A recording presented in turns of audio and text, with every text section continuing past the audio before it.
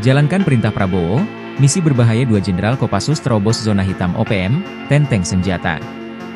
2 Jenderal TNI menjalankan misi di salah satu zona OPM di tanah Papua, yakni Kabupaten Intan Jaya.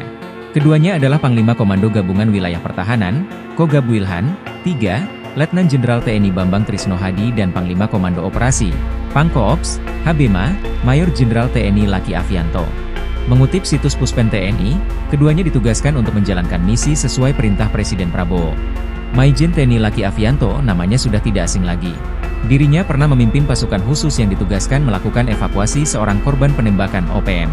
Pada misi yang ada di tahun 2024 itu, Laki bersama sejumlah prajuritnya sempat diberondong tembakan begitu tiba di lokasi tujuan. Misi sukses, tak ada anggota yang terkena tembakan dan jasad korban penembakan OPM bisa dievakuasi.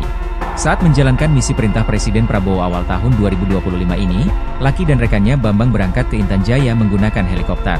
Setiba di lokasi, mereka dibantu sejumlah prajurit TNI yang memang ditugaskan di lokasi tersebut. Terlihat 2 jenderal berdarah Komando Pasukan Khusus, Kopassus, itu masuk Intan Jaya dengan mengenakan rompi anti peluru dan helm pelindung. Mereka juga menenteng senjata api laras panjang berikut munisinya. Mereka masuk Intan Jaya untuk menggelar makan bergizi gratis alias MBG di 3 titik di distrik Sugapa dan Homeo. Total ada 1000 paket makan bergizi yang disiapkan.